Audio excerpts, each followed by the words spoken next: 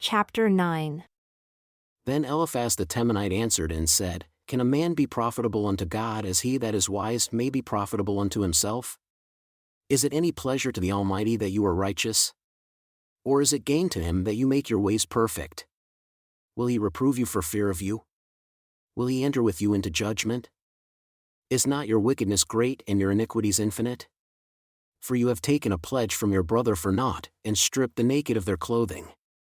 You have not given water to the weary to drink, and you have withheld bread from the hungry. But the mighty man, he had the earth, and the honorable man dwelled in it. You have sent widows away empty, and the arms of the fatherless have been broken. Therefore, snares are round about you, and sudden fear troubles you, or darkness you cannot see, and abundance of waters cover you. Is not God in the height of heaven? And behold the height of the stars, how high they are. And you say, How does God know? Can he judge through the dark cloud? Thick clouds are a covering to him that he sees not, and he walks in the circuit of heaven. Have you marked the old way which wicked men have trodden, who were cut down out of time?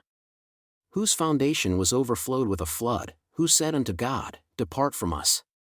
And what can the Almighty do for them? Yet he filled their houses with good things. But the counsel of the wicked is far from me. The righteous see and are glad, and the innocent laugh them to scorn.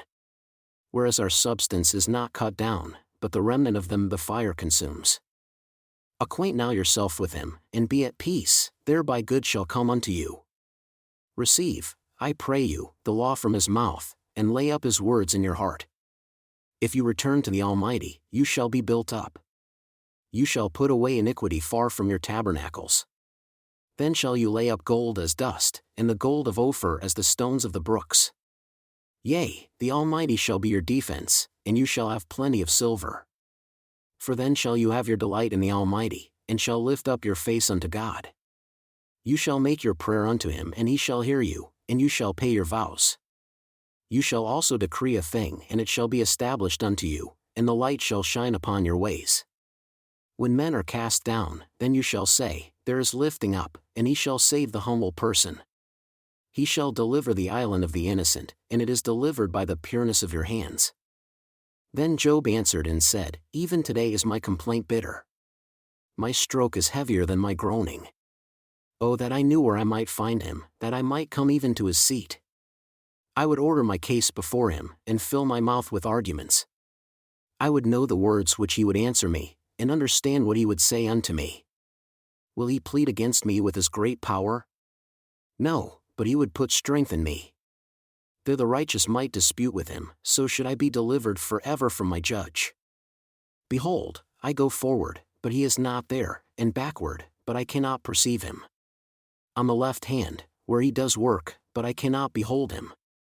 He hides himself on the right hand that I cannot see him, but he knows the way that I take.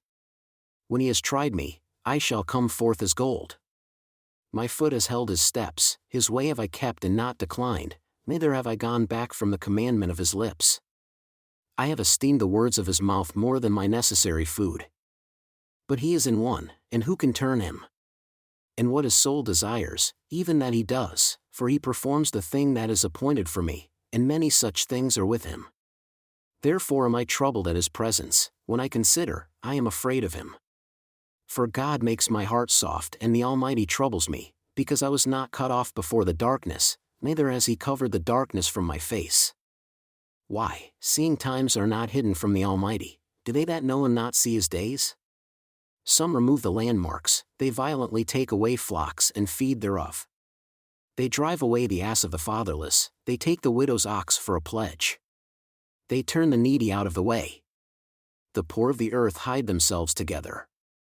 Behold, as wild asses in the desert go they forth to their work, rising early for a prey, the wilderness yields food for them and for their children.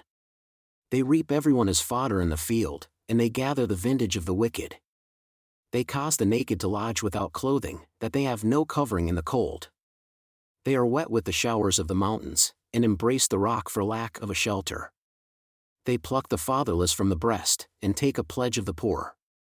They cause him to go naked without clothing, and they take away the sheaf from the hungry who make oil within their walls, and tread their winepresses, and suffer thirst.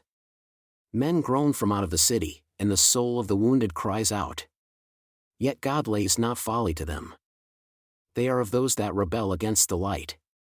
They know not the ways thereof, nor abide in the paths thereof. The murderer rising with the light kills the poor and needy, and in the night is as a thief.